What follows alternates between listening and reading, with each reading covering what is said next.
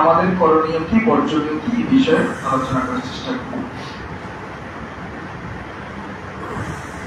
আপনারা এখানে গত বছর ছিলেন না, মানে নতুন মুসল্লি এখানে কারা কারা আছে যে গত বছর ছিলাম না? একেবারে নেহায় কম। অল্প রয়েছে, শুক্রিয়া। বাকিরা আশা করি আমার এই আলোচনা আপনাদের কাছে কমন মনে হবে। তারপরেও আল্লাহ রাব্বুল আলামিন অনেক বিষয় বারবার বলেছেন যেন মানুষ শিক্ষা গ্রহণ করে, সেই ধারাবাহিকতায় আমরাও বলে যাচ্ছি। প্রথমত আমাদের এই সমাজে এই রাতটাকে যে সবে বরাত করে, তা অর্থাৎ তাকদীরের রাত, ভাগ্য পরিবর্তনের রাত বলে, এবং এই কারণে আমাদের মসজিদগুলোতে এই রাতে বাবা সন্তান সবাই মিলে এসে চোর বাটপার জেনাকারী ব্যভিচারকারী এরা এসে ইস্তেগফার করে, নিজের ভালো অবস্থান আল্লাহকে দেখে দিচ্ছেন। আসলে এটি হওয়ার দরকার ছিল প্রতি রাতে। ঠিক, এটি হওয়ার দরকার ছিল কখন? প্রতি রাতে। আমরা তো গুনাহগারী, আমরা গুনাহ করব। যিনি যতটুকু গুনাহ করছেন অতটুকু গুনাহ নিয়ে আল্লাহর কাছে এসে বলবেন, আল্লাহ আমি গুনাহগার, আল্লাহ আমি গুনাহগার, আমি অপরাধ করেছি। এই যে অপরাধ বোধ আসা, এটা কিন্তু অনেক বড় বিষয়। দেখেন না, 2000 মানুষ মারার পরেও তার ভিতরে অপরাধ বোধ আসতেছে না। কয়টা মানুষ কতটুকু কঠিন হয়ে গেছে। একজন নারীর হৃদয় এত কঠিন হতে পারে, এই শয়তানকে না দেখতে বুঝে যেতে। এরা পাথর থেকেও বেশি কঠিন। তো আপনার ভিতরে অপরাধ বোধ জাগ্রত হওয়াটাও কিন্তু একটা নিয়ামত। এরপরেও অনেক ভাই এ রাতে আসেন, তার অপরাধ স্বীকার না করে বা অপরাধ না করার শর্ত না দিয়ে, বরং সে শুধুমাত্র তার বর্তমান অবস্থাটাকে ভালো দেখে আল্লাহর কাছ থেকে কিছু ভালো কিছু দিতে চাচ্ছে। অর্থাৎ সে জানে এই একটা তাকদীরের রাত। এই রাতটা কি আসলে তাকদীরের রাত? না, হ্যাঁ, এটা কি তাকদীরের রাত বলা হয়? এই রাতে আল্লাহ রাসূল সাল্লাল্লাহু আলাইহি ওয়াসাল্লাম হাদিস অনুযায়ী অনেকগুলো রাতের ভিতরে 12টা 15 রাত। এখন আসেন, আপনারা এই রাতকে তাকদীরের রাত একেবারে আমাদের, বিশেষ করে আমি আমার স্টুডেন্টদেরকে যখন বলি, ওরা বলছে উত্তর বাসায় গেলে আমাদের উল্টা পাল্টা বলে। বিশেষ করে আমার কথাটা নাকি তাদের ফ্যামিলির কথার সাথে যায় না। আপনার কথা বাসায় গিয়ে বলবে যে ঝামেলা কি বলছে, এত বছর এইটা শুনে আসছে, এত বছর এটা শুনে আসছে, এত বছর এটা শুনে আসছে।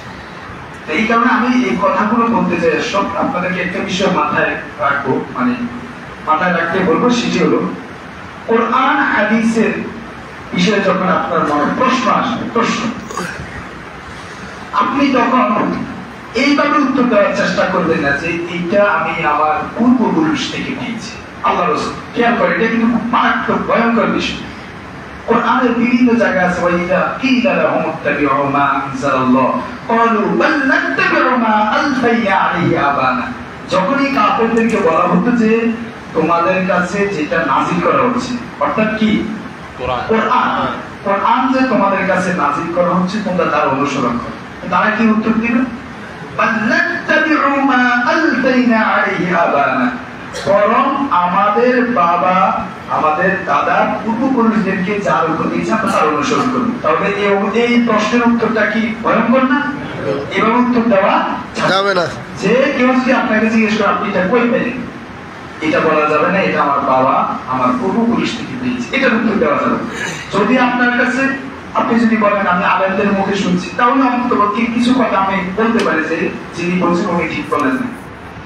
আপনি যদি বলেন আমি কোন বইতে পড়ছি, তখন আমি বলতে পারবো বইটা আমাকে বলেন, তাহলে আমি ওই বইয়ের সমালোচনা করতে পারবো যে বই এই জায়গায় ভুল আছে, রেফারেন্স দেয় না। যেমন আমার এখানে আমি যে লেখাগুলো লিখেছি, আমার এখানে রেফারেন্স লেখা আছে কোথা থেকে আমি নিয়েছি, কোন হাদিস, যেমন ইবনে হিব্বান থেকে নিয়েছি, সহিহ মুসলিম থেকে নিয়েছি, এরপর বাইহাকি থেকে নিয়েছি। এই হাদিসগুলো আমি নেওয়ার কারণে আমি আপনাকে রেফারেন্স করতে পারছি। আপনি এত নম্বর রেকর্ডে যায় দেখেন, এখন আপনি আমাদের রেকর্ড দেখাচ্ছেন পূর্বপুরুষ।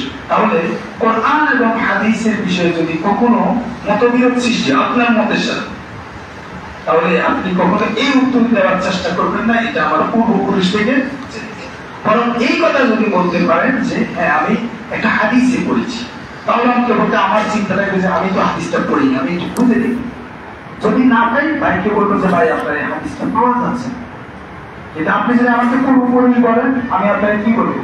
এটা তো আবু জেহেলের কথা ছিল,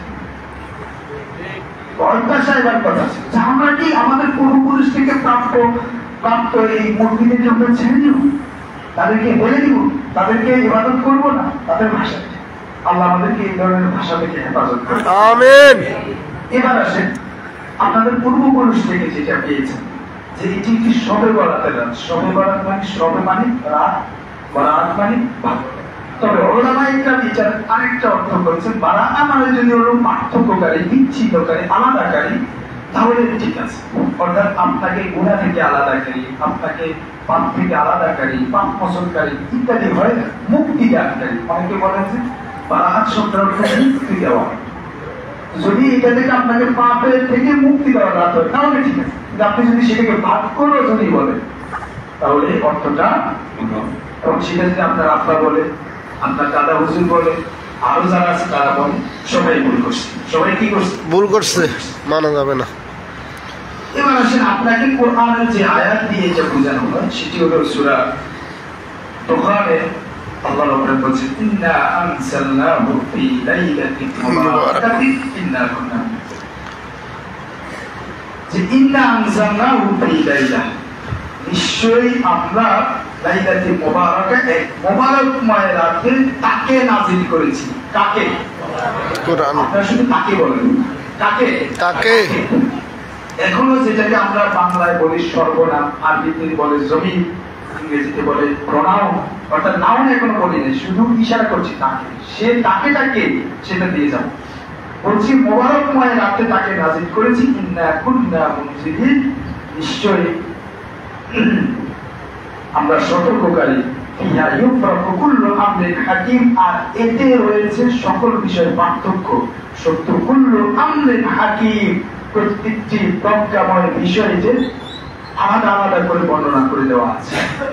তাহলে ঘটনা শুনে কিন্তু আপনার চিত্র মাথায় আসে, কে হতে পারে সে? কে হতে পারে সে? এবার আসে আবার এই মানে বিষয় সম্পর্কে, তার সম্পর্কে আল্লাহ রাব্বুল সূরা বাকারাতে বলছেন, শাহরুর রমাদানাল্লাযী উনজিলা ফীহিল কুরআন, আমি এই কোরআনকে নাযিল করেছি রমাদান মাসে। শাহরুর রমাদান উনজিলা ফীহিল কুরআন হুদাল লিন্নাস ইলা আখিরিল আয়াত, মানুষের হেদায়েতের জন্য আমি একে রমাদানে নাযিল করেছি। তাহলে এখানে পেলাম নাযিলের, যাকে নাযিল করেছে তার পরিচয় হলো কোরআন, এবং তাকে নাযিল করেছে রমাদান মাস। এরপরে আরেকটি আয়াতে আল্লাহ রাব্বুল বলেছেন, ইন্না আনজালনাহু, আমি তাকে নাযিল করেছি ফি লাইলাতিল কদর, ফি লাইলাতিল বারাত। দেখেন উত্তর কিন্তু আপনি দিচ্ছেন, আমি ভুলটা বলি আপনি সঠিকটা বলেন। ইন্না আনজালনাহু ফি লাইলাতিল বারাত কদর, আল্লাহ বলছেন আমি তাকে কদরের রাত্রিতে নাযিল করেছি। এখন কদরের রাত্রি হলো শাবান মাসের 14 তারিখ, 15 তারিখ না? তার উত্তর আপনাদের কাছে আছে। কদরের রাত্রি কত তারিখ? 27 রমজান, রমাদানের শেষ 10 দিনের ফজর রজনী, নাকি? ঠিক। তাহলে আপনি বলছেন রমাদান কদর মহান রাত্রিটা কোরআন নাযিল হয়েছে রমাদান মাস, কোন রাত্রি? কদরের রাত্রি। কদরের রাত্রি কোথায়? রমাদানে। তাহলে এই দুইটা আয়াত সূরা দুখানের ওই আয়াতের সাথে যদি আমরা মিলাই তাহলে কি আসে? আমি একে মোবারকময় রাত্রিতে নাযিল করেছি, একে কোরআন, কোরআন তাকে মোবারকময় রাত্রিতে নাযিল করেছেন। আর মোবারকময় রাত্রি মানেই হলো কদরের রাত্রি, আর কদর মানে হলো নির্ধারণ। এখানে ভাগ্য নির্ধারণের। তাহলে আপনি কোন মাসের ওয়াজ কোন মাসে নিয়ে নেবেন? শাবান মাসের ওয়াজ, রমজান মাসের ওয়াজ করে নিয়ে আসছেন শাবান মাসে, এসে বলতেছেন এটাই কদরের রাত্রি না। কারণ এই বিষয়টা স্পষ্ট। এরপর ইবনে তাইমিয়া রাহিমাহুল্লাহ উনি বলছেন, হাযিহি লাইলাতুল কদর তাআলা, যে রাত্রিতে কোরআনের আয়াত নাযিল হয়েছে, কোরআনকে নাযিল করা হয়েছে, এটি একেবারে স্পষ্টভাবে সেটা হলো কদরের রাত্রি। যেমন তিনি বলছেন আল্লাহ তাআলা ইন্না আনজালনাহু ফি লাইলাতিন মুবারাকাহ, এই মুবারকময় রাত্রি মানে হলো কদরের রাত। তিনি আবার বলছেন ওমান জাআমা আন্নাহা লাইলাতুন নিসফি মিন শাবান ফাকাদ যালাম, যে ব্যক্তি দাবি করবে যে এটা নিসফে শাবান তথা আপনারা যেটাকে লাইলাতুল বারাআ বলেন, সেটা যদি কেউ দাবি করে সে স্পষ্ট ভুল করবে। তাহলে আমাদের কাছে এই রাত্রিটা আগে পরিষ্কার, এটা কদরের রাত্রি নয়, কোরআন নাযিলের রাত্রি নয়। এরপরে আসেন রাসূল সাল্লাল্লাহু আলাইহি ওয়াসাল্লাম এবার আসেন, তাহলে এই রাত্রি আসলে কি? প্রথম পরিচয় পাইলাম এটা কদরের রাত্রি নয়, তাহলে এই রাত্রি কি? এই রাত্রি সম্পর্কে আল্লাহ রাসূল সাল্লাল্লাহু আলাইহি ওয়াসাল্লামের অনেকগুলো হাদিস আছে, দঈফ আছে, তারপরে শক্তিশালীও আছে।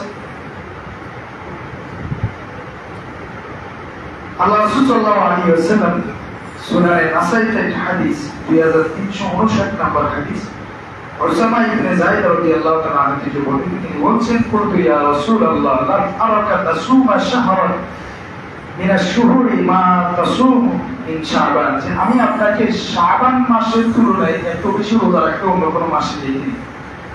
আল্লাহ রাসূল সাল্লাল্লাহু আলাইহি ওয়াসাল্লাম বলেছেন ক্বালা যালিকা শাহরুন ইয়াগফিরু আন-নাসু আনহু বাইনা রাজবি ওয়া রমাদান, এটা এমন একটি মাস যে মাসে মানুষ গাফিল থাকে, এবং এটি রজব এবং রমাদানের মাঝামাঝি মাস। তাহলে কোনটা এটা? শাবান মাস। وهو الشهر ترفع فيه الأعمال إلى رب العالمين فأحب أن يرفع عملي وأنا صائم। তবে আল্লাহ রাসূল বলছেন এই মাসে বান্দার আমলটা আল্লাহর কাছে উঠানো হয়।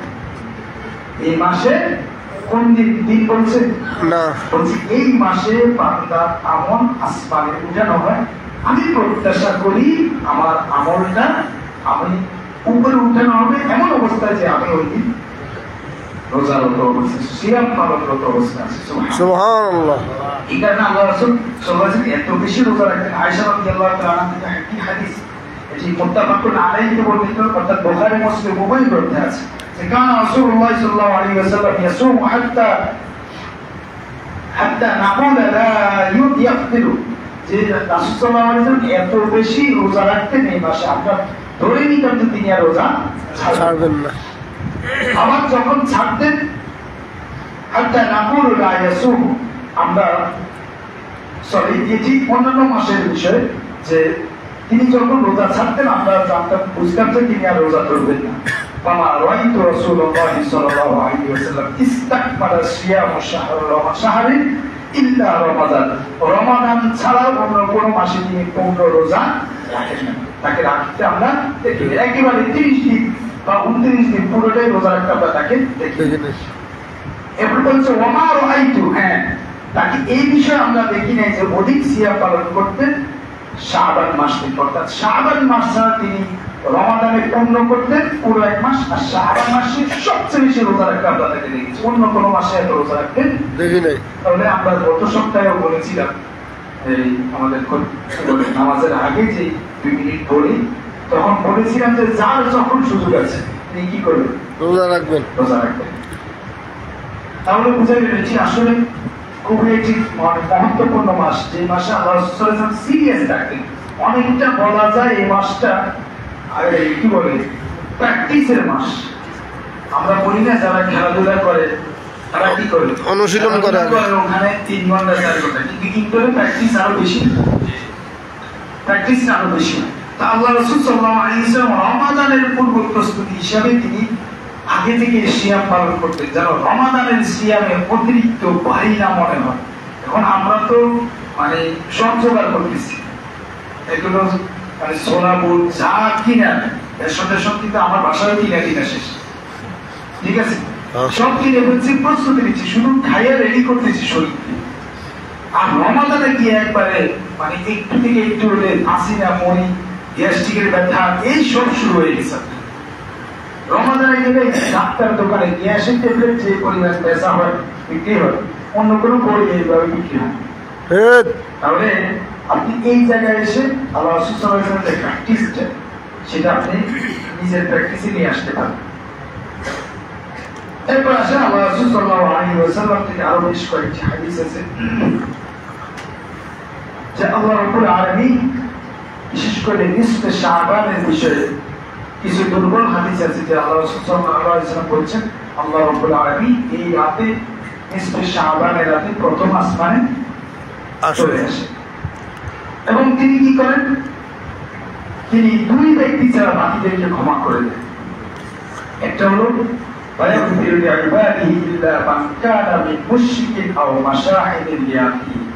যে ব্যক্তি মুশরিক, খেয়াল করবেন, যে ব্যক্তি মুশরিক তাকে ছাড়া আর যে ব্যক্তি তার ভাইয়ের জন্য হিংসা করে তাকে ছাড়া, এই দুই ব্যক্তি ছাড়া আল্লাহ রাব্বুল আলামিন এই রাতে সবাইকে ক্ষমা করে দেন।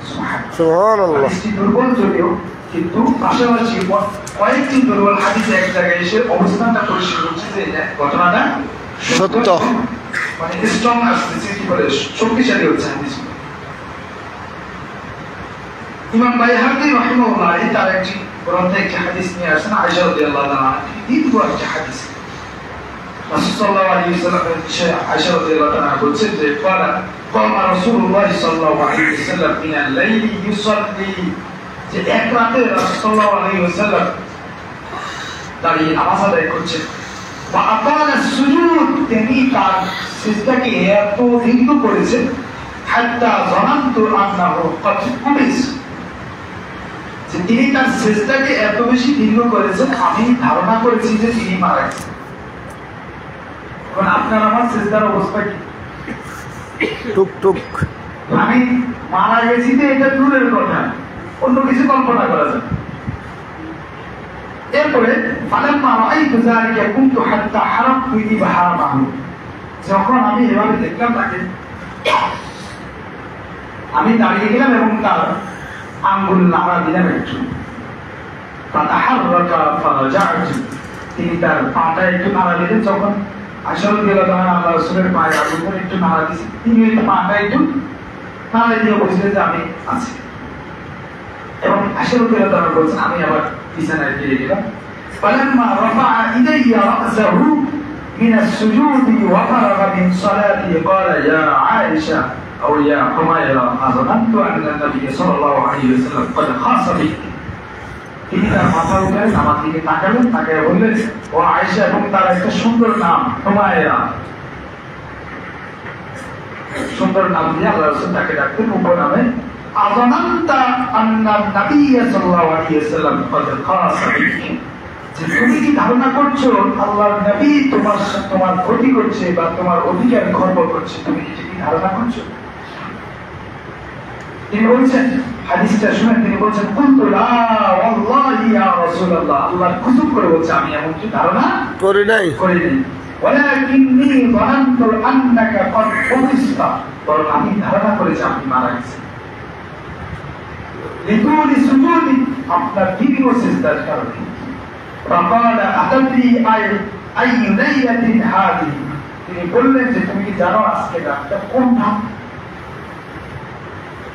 قلت الله ورسوله أعلم, الله এবং তার রাসূলই ভালো জানেন।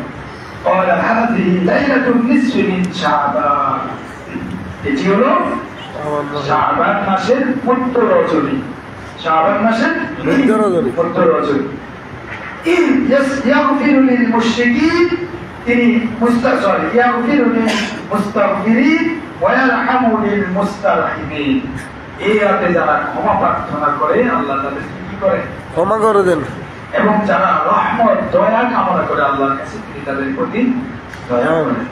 ওয়ায়ুআখিরু আহলিল হাক্কি কামা হুম, এবং যারা বিদ্বেষ পোষণকারী হিংসা পোষণকারী তিনি তাদেরকে তাদের অবস্থায় ছেড়ে দেন, অর্থাৎ তাদের প্রতি দয়াও করেন না, ক্ষমাও করেন না, তাদের আগে যা ছিল তাই এই অবস্থায় ছিল। তাহলে আমরা এই রাত থেকে এই রাতের মর্যাদার বিষয়ে যতটুকু জানছি, হাদিস দুর্বল হলেও দুর্বল হাদিস আমলের জন্য প্রয়োগ করা যায়, বর্ণনা করা যায়। তাহলে এই হাদিস থেকে আমরা বলছি একটা রাত আছে শাবান মাসে যেটি ফজিলতপূর্ণ বারাকাপূর্ণ। তবে বারাকাটা এত যদি বেশি হতো, যদি সেটা কোন রাতের সমান হতো, কদরের আছে। মাশাআল্লাহ, আপনারা ইশারা বুঝেছেন, কদরের রাত্রির সমান হতো। আমরা এই থেকে আপনার আলোচনায় আসলে দেখবেন ওই হাদিসটা আমরা বলবো, আল্লাহ সাল্লাল্লাহু আলাইহি ওয়াসাল্লাম একেবারে কোমরে গামছা বেঁধে দিতেন, আর স্ত্রী সন্তানদেরকে জাগিয়ে দিতেন যে ইবাদত করুন, মানে একেবারে ক্রিম টাইম, ওটা আর কোনোভাবে মিস করা যাবে না।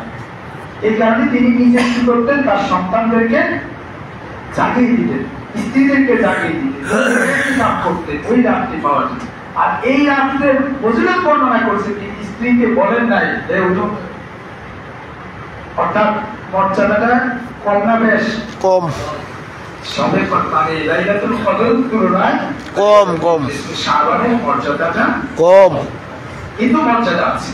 এখন এই মর্যাদাকে যদি আপনি দুইটা মর্যাদা এক করে ফেলেন তাহলে জানেন আপনি এই রাত্রি জাগরণ করতে পারেন, কিয়ামুল লাইল করতে পারেন, নিজে নিজে একা একা সালাত আদায় করেন, কোরআন তেলাওয়াত করেন, ইস্তেগফার করেন, আপনার গুনাহগুলোকে স্মরণ করেন। এরপর আপনি 3 দিন রোজা রাখতে পারেন, 12, 13, 14, 15 এই আইয়ামে বিয়ের রোজাগুলো আপনি রাখতে পারেন। এরপর দেখেন আরেকটি হাদিসে আল্লাহ সাল্লাল্লাহু আলাইহি ওয়াসাল্লাম বলেছেন, এটি তিরমিজির 737 নম্বর হাদিস। এটাও আয়েশা রাদিয়াল্লাহু তাআলা আনহা থেকে বলতেছেন যে এক রাতে রাসূল সাল্লাল্লাহু আলাইহি ওয়াসাল্লাম বাকি, অর্থাৎ যেটাকে আমরা জান্নাতুল বাকি বলি আর কি, ওটার দিকে গেলেন এবং আয়েশা রাদিয়াল্লাহু তাআলা আনহা তার পিছু পিছু গেলেন যে আসলে তিনি কোথায় যাচ্ছেন। এরপর আল্লাহ রাসূল সাল্লাল্লাহু আলাইহি ওয়াসাল্লাম তাকে বললেন, আকুনতি তাখাফিনা আন ইয়াহিফ আল্লাহু আলাইহি ওয়া রাসূলুহু।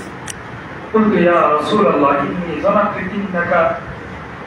أنك أتيت بعض نسائك, যে আপনি আপনার অন্য স্ত্রীদের কাছে হয়তো চলে যাচ্ছেন আমাকে ছেড়ে। নারীরা কিন্তু এই ক্ষেত্রে খুবই সংবেদনশীল, স্বামীর ভাগ ভালো করে দিতে চায় না। আল্লাহ সাল্লাল্লাহু আলাইহি ওয়াসাল্লামের একাধিক স্ত্রী ছিলেন, যার কারণে হয়তো ওই মনে মানবিক জায়গা থেকে ভাবছেন যে আমাকে রেখে কইছেন আপনি দেখুন। এবং আয়েশা রাদিয়াল্লাহু তাআলা আল্লাহ সাল্লাল্লাহু আলাইহি ওয়াসাল্লামের মানে সকল স্ত্রীদের থেকে সবচেয়ে বেশি যাকে আল্লাহ বেশি ভালোবাসতেন পছন্দ করে দিয়েছি, ভালোবাসার জায়গা থেকে দাবি করছে যে আমাকে রেখে কইছেন। তিনি একই কাজ করলেন এখানে যখন গেলেন। فقال النبي صلى الله عليه وسلم إن الله عز وجل ينزل ليلة النصف من شعبان إلى سماء الدنيا فيغفر لأكثر من عدد شعر غنم الكلب। কাল্ব নামক গোত্রের ভেড়ার যে পরিমাণ পশম আছে, এই পরিমাণ পশমের পরিমাণ মানুষকে আল্লাহর উপরে আজকে রাতে ক্ষমা করে দিন। সুবহানাল্লাহ। তিনি আসছেন কবর জিয়ারত করতে, এখানে আসছেন। তাহলে বুঝে গেছে এই রাতে আপনি চাইলে কবর জিয়ারত করতে পারেন। এখন আপনারা কি করবেন, ইমাম সাহেবকে ঠেকান, কামলা লাগায়, নাকি ইমাম সাহেবকে কামলা ঠেকান, কামলা ইমাম সাহেব যাবে, কি বলে কবর জিয়ারত করে দিবেন, আর 500, 100 যে যা পারেন দিয়ে দেবেন।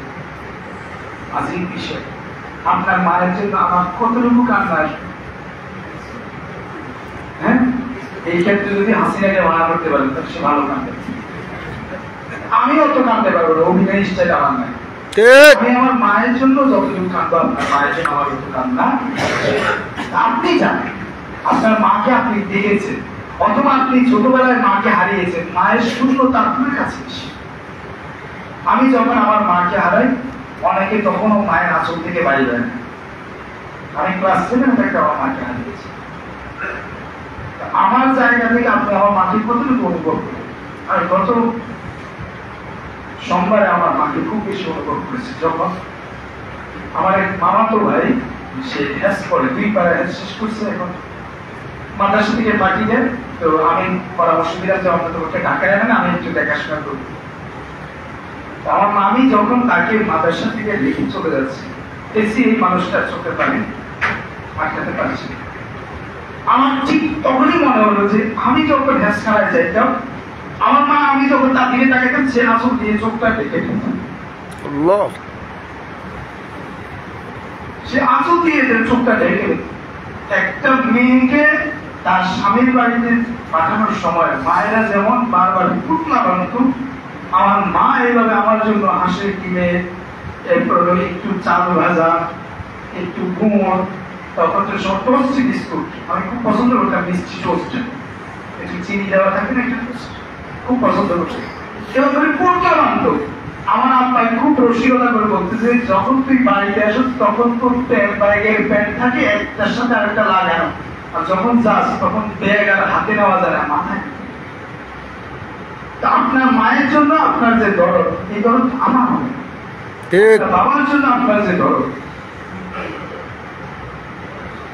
আপনি আপনার বাচ্চাটাকে যেভাবে ধরে হাতে নিয়ে যান, গাড়ি আসলে আপনি আপনার এমন পাশে রাখেন যেন গাড়িটা আগে আপনাকে অ্যাক্সিডেন্ট করেন, তারপর আপনার বাচ্চার গাড়ি রাখেন, রাস্তার দিকে রাখেন না, এই সাইডটাতে রাখেন। আপনার এই কান্নাটাকে আমি কাঁদতে পারবো? আমাকে মানা করছেন, মানা করছেন যে আপনার মাথায় একটা বিষয় হুজুরের বেতন কম, বেতন অন্য জায়গায় বাড়ান, এই কাম করার দরকার নেই। তাহলে আপনি কখন জিয়ারত করেন, আপনার মা বাবার জন্য দোয়া করেন, আপনি করবেন রব্বির হামহুমা কামা রাব্বায়ানি সগীরা, ও আল্লাহ আমার মা বাবার প্রতি রহম করে যেভাবে তারা আমার প্রতি আমার ছোটবেলায় রহম করেছে। সুতরাং এই রাতে আল্লাহ সাল্লাল্লাহু আলাইহি ওয়াসাল্লাম কবর জিয়ারত করতে গেছেন, এই বিষয়ে একটি দুর্বল হাদিস পাওয়া যায়। এবং আরেকটি হাদিস বলে আমি আমার আলোচনার শেষের দিকে যাব, যে এই রাতে আল্লাহ রাসূল সাল্লাল্লাহু আলাইহি ওয়াসাল্লাম মানে কয়েকটি কথা বলছেন, এটারও সনদ দুর্বল। ইমাম বাইহাকি এই হাদিসটি নকল করেছেন, তিনি বলছেন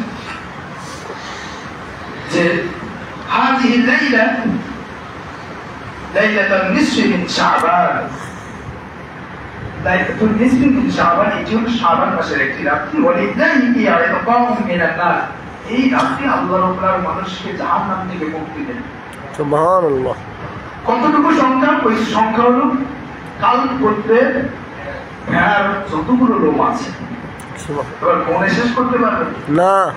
অর্থাৎ এটি বুঝাতে মূলত আল্লাহ রাসূল চেয়েছেন অগণিত মানুষকে কি করে ক্ষমা করে দেন। তবে এক্ষেত্রে লা ইয়ানজুরুল্লাহু ইয়া ইল্লা মুশরিক, মুশরিকের দিকে আল্লাহ রাব্বুল আলামিন তাকান না। আছে জাহান্নাম থেকে মুক্তি দেয় মানে শুধু মরা মানুষকে না, আল্লাহ না করুক, আল্লাহ না করুক, আল্লাহ না করুক, যদি আমাদের কারো নাম জাহান্নাম যে দৃষ্টি দেখে, হয়তো আল্লাহ এই রাতে তাকে মুক্তি দেন, যে এই লিস্ট থেকে এই লিস্টে চলে আসুন। আপনি এটা বলবেন হুজুর বিচারিত হয় না, মুক্তি কিভাবে? মুক্তি মানে আপনার তালিকায় হয়ে আছে, আপনি কি ব্ল্যাক লিস্টে আছেন অথবা রেড লিস্টে আছেন। এই যে অপারেশন ডেভিল হান্ট চলতেছে, যখন তালিকা হয়ে গেছে তখন নাম কাটানোর জন্য অনেকে চেষ্টা করতেছে না, যে ভাই অমুক নেতারে দলে, তমুক নেতারে দলে, আমি তো আপনাদের সাথে ছিলাম, আপনাদের সাথে আছি, আপনাদের সাথেই থাকবো, সুতরাং তালিকা থেকে নাম বাদ দেন। এইটা হলো অর্থাৎ মুক্তি দেওয়া। এরপরে বলছেন কারা কারা? এক নম্বর মুশরিক, ওয়ালা ইলা মাশাহিদ, এবং যারা হিংসু, বিদ্বেষ পোষণকারী, হিংসা পোষণকারী, তাদের প্রতি আল্লাহ নজর দিবেন। ওয়ালা ইলা কাতিউর রাহিম, আত্মীয়তার বন্ধন ছিন্নকারী। কথাগুলো খেয়াল করেন, মুশরিক এবং হিংসু, আত্মীয়তার বন্ধন ছিন্নকারী। ওয়ালা ইলা মুসবিল, যারা কাপড় নিচে কাপড় পরিধান করে। ওয়ালা ইলা আকুল লিওয়ালিদাই, যারা পিতামাতার অবাধ্য, যারা পিতামাতার অবাধ্য। অবাধ্য মানে ভালো কাজে অবাধ্য, গুনার কাজে। অর্থাৎ আপনার পিতা মাতা আপনাকে যে বিষয়ে আদেশ করছেন, শরীয়ত সেই বিষয়কে অ্যালাউ করে, এমন বিষয়ে আপনি তার অবাধ্য, তাহলে আপনি এই পিতা মাতার অবাধ্য হিসেবে আল্লাহর কাছে গণ্য হবেন। তারপরে 6 নম্বর হলো ওয়ালা ইলা মুদদিরিল খামর, যারা কোমল পানীয় খায়। কোন পানি? কোমল পানি, লাল পানি খায়, শরাব পান করে, মদ খায়, ইয়াবা খায়, গাঁজা খায়, অর্থাৎ যত ধরনের নেশা জাতীয় দ্রব্য এরা খায়, এরা খাইলে এদের দিকে আল্লাহ তাকাবেন। এরপর আল্লাহ রাসূল আয়েশা রাদিয়াল্লাহু তাআলা আনহা বলছেন যে সুম্মা ওয়াদাআ আনহু যাওবাইহি ফাকালা লি, এবং তিনি তার শরীর থেকে কাপড় সরিয়ে দিলেন, কথাগুলো বলতে বললেন, ফাকাল আলী ইয়া আয়েশা, এ আয়েশা জানো আজকের রাতটা কি? যে আজকের রাতটা জানে। এবং আল্লাহ রাসূল সাল্লাল্লাহু আলাইহি ওয়াসাল্লাম তাকে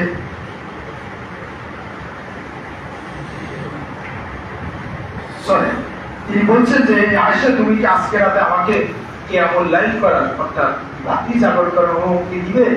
কখনো আপনার স্ত্রীর কাছে এই অনুমতি চেয়েছেন? না। অর্থাৎ স্ত্রী চাচ্ছে না, স্ত্রীরা চাচ্ছে স্বামী থাকুক তার সাথে।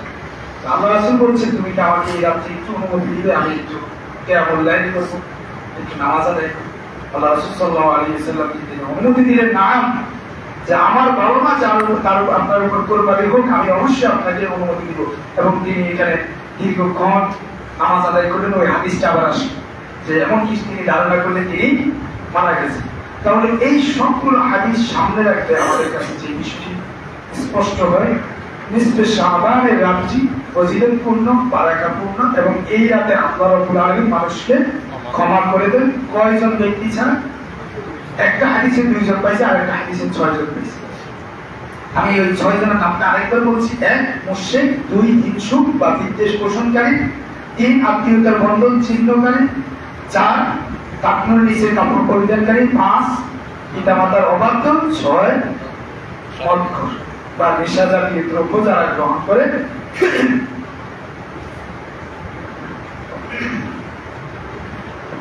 তাদেরকে আল্লাহ রাব্বুল আলামিন কি করবেন না? এখন আসেন, এই খারাপ গুণগুলো কি আপনার ভিতর আছে? আমার ভিতর আছে? আপনি চিন্তা করেন, যদি থাকে তাহলে এগুলো ঠিক করেন। সবচেয়ে সেনসিটিভ দেখবেন আল্লাহ রাব্বুল আলামিন আমল কবুল করার ক্ষেত্রে, না করার ক্ষেত্রে যে বিষয়টি নিয়ে আসে সেটা হলো শিরক। ওই দিন একজন লেখকের একটা লেখা পড়ছিলাম, তিনি বলছেন যে এই উদাহরণটা আমি এর আগেও দিয়েছি আপনাদের কাছে, আমি জাস্ট ওনার কথাটা কপি করছি। উনি বলছেন, যখন আমার স্ত্রী আমার হাত ছেড়ে অন্য পুরুষের হাত ধরেছে তখন আমি বুঝেছি শিরক কেন এত ভয়ঙ্কর। খেয়াল করছেন?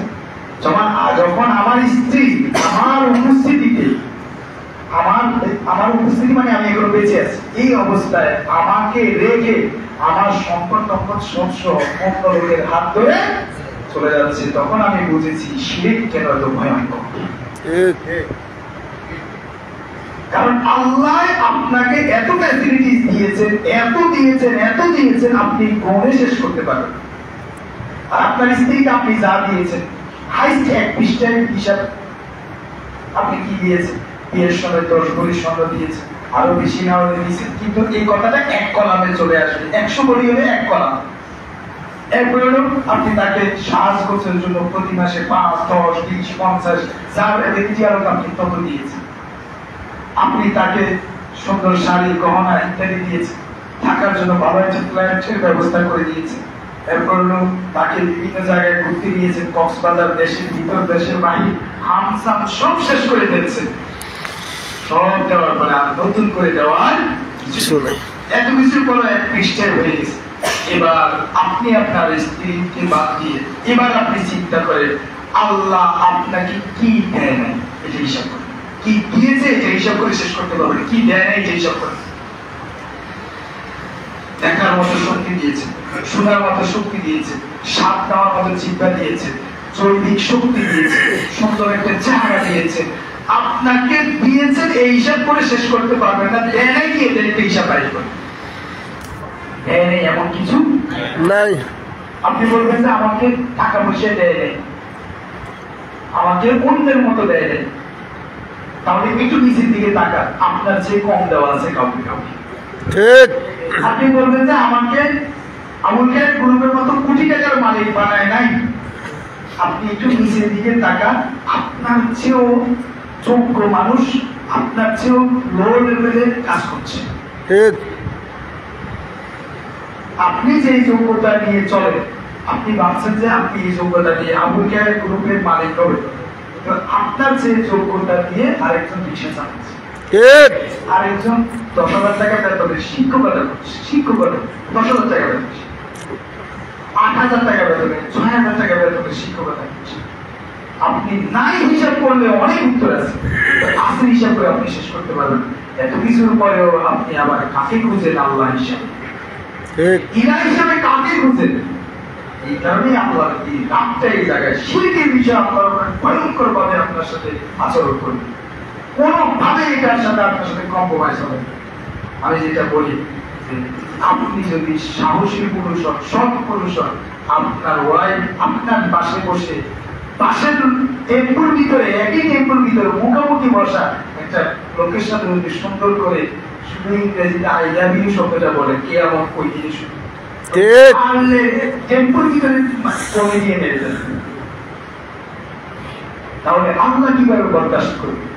আল্লাহ এই জিনিসটা বরদাস্ত করবে। সুতরাং যেখানে শিরকের সন্দেহ আছে, গন্ধ আছে, স্পষ্ট না, কি আছে?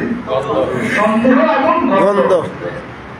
সেটা যদি কবর চেষ্টা হবে, সেটা যদি আপনার বিশ্বাসের পায়ে কদমে চুমু খাওয়ার হয়, সেটা যদি আপনার কবরের মাজারে কিছু টাকা দেওয়াকে আপনি সরাসরি শিরিক না বললেও গন্ধ এবং সন্দেহ, কি গন্ধ এবং সন্দেহ, এই দুটা যদি তাকে ওখান থেকে চলে আসে, যদি না আসে, আল্লাহ বলছেন যে কালো পিঁপড়া যদি অমাবস্যার রাতে পাথর, কালো পাথর উপরে হেঁটে যায়, যেমন দেখা যায় না, শিরিক তেমন দেখা যায়। সুতরাং এই বিষয়ে সাবধান থাকতে হবে। সম্মানিত ভাইরা, আমি এক কথা বাড়াবো না। সুতরাং এই রাত্রিতে আমলগুলো বলে দিয়েছি, যেগুলো থেকে বিরত থাকার, এগুলো থেকে বিরত থাকবেন এবং আপনি আপনার জায়গা থেকে আপনার গুনাহগুলোকে স্মরণ করে আল্লাহর কাছে ক্ষমা চান। আল্লাহ রাব্বুল আলামিন আমাদের যাবতীয় গুনাহগুলোকে মাফ করে দিন। আমিন। আসসালামু আলাইকুম ওয়া রাহমাতুল্লাহি ওয়া বারাকাতুহু। ওয়া আলাইকুম আসসালাম ওয়া রাহমাতুল্লাহ।